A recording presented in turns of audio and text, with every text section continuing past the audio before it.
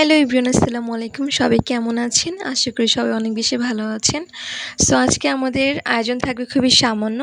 এইজন্য আগে আমরা মোষের ডালটা সিদ্ধ করে রেখেছি। সাথে এখন আমরা একটু বাগার দিব আর সরিষার তেলটা দিয়ে দিয়েছি এবং শুকনা মরিচ যেহেতু মচমচে হয় না, সো আমরা আগে শুকনা মরিচটা ভেজে নিয়েছি। তারপর আমরা পেঁয়াজ এবং তেজপাতা দিয়ে ভালো করে ভেজে নেওয়ার পরে যখন লালচে বর্ণ আসবে তখন আমরা সেই কাঙ্ক্ষিত ডালটা আমরা দিয়ে দিব। ডালটার কালার যা আসছে ভাই, ডালটা খেতে কিন্তু অনেক মজা লাগছিল।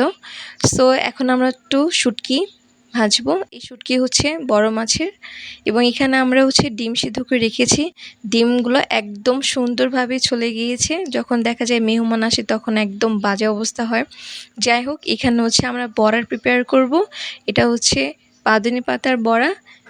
এটা রেসিপি যদি কারো লাগে অবশ্যই আমাদের কমেন্ট বক্স চেক করবেন এবং আমরা অনেক আগে ভিডিও আপলোড করেছি। তো বড়াটা আমরা পেঁয়াজ মরিচ দিয়ে খুব ভালো করে মাখাছাকা করছিলাম এবং এটার রেস্টটা আমরা রেখে দেবো 10 মিনিটের জন্য। তারপর আমরা চলে আসলাম, সরিষার তেল দিলাম কড়াইয়ের মধ্যে। এখন আমরা সেই ডিমটা দিয়ে দিব। ডিমটার মধ্যে শুধু হলুদ দিবেন না, সামান্য একটু মরিচের গুঁড়া দিবেন, তাহলে লালচে লাগবে এবং দেখতে অনেক সুন্দর লাগবে। সো একই তেলে আমরা পেঁয়াজ মরিচ ভেজে সামান্য কিছু পানি দিয়ে সাথে আমরা যাবতীয় মশলা দিলাম। মশলা দেওয়ার পর সেটা খুব ভালো করে কষাতে হবে। কষানোর পরে যখন ঝোলটা ঘন হয়ে আসবে তখন আমরা ডিমটা ছেড়ে দিব। সো ডিম ভুনাটা এত মজা ছিল খেতে, যখন আমি ভিডিওটা এডিট করেছি আমার বারবার খেতে ইচ্ছা করছে। কি আর করার, এখন তো পেটেই ডিমটা। তো এখন আমরা সেই শুটকিটা ভুনা করব। এর জন্য পেঁয়াজ মরিচ যাবতীয় মশলা আমরা সব কিছু দিয়েছি এবং এই শুটকি মাছটা কাতলা মাছের শুটকি। যারা কাতলা মাছের শুটকি খেয়েছেন তারা জানেন। এবং মাটির চুলাতে রান্না যে কোনো কিছু হোক না কেন সেটা স্বাদ দ্বিগুণ বেড়ে যায়।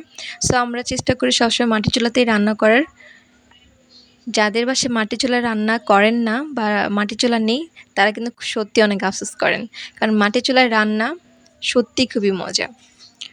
সো এই তো আমাদের মশলাটা কষানোর পর আমরা সামান্য একটু পানি দিয়ে দিলাম এবং সেখানে আমরা ছেড়ে দিব শুটকি মাছ। এই শুটকি মাছটা খুব ভালো করে কষাতে হবে। মনে রাখবেন, যেহেতু বড় মাছের শুটকি আগের থেকে যেহেতু লবণটা দেওয়া থাকে, আমরা চেষ্টা করব সামান্য কিছু লবণ দেওয়ার, যেন লবণটা বেড়ে না যায়। সো শুটকি মাছ ভালো করে কষানোর পরে আমরা একটু পানি দিয়ে দিব। পানিটা বেশি দেওয়া যাবে না, সামান্য পরিমাণের। তারপর এই তো আমাদের শুটকি মাছ রান্না করা কমপ্লিট। শুটকি মাছটা দেখতে যেমন আকর্ষণীয় লাগছে এবং খেতে লেগেছিল দারুণ মজা। এখন আমাদের পরের স্টেপ বাকি, সেটা আমরা বড়া ভাজবো। এর জন্য সব বড়াগুলো দিয়ে দিলাম। বড়াগুলো খেতে একদম মচমচে হয়েছিল। আপনারা কারা এই বড়া খেয়েছেন আমাদেরকে অবশ্যই জানাবেন। তো আজকে ছিল আমাদের এতটুকুই আয়োজন। কেমন লাগলো অবশ্যই কমেন্ট করবেন। সবাই ভালো থাকবেন, সুস্থ থাকবেন। আল্লাহ হাফেজ।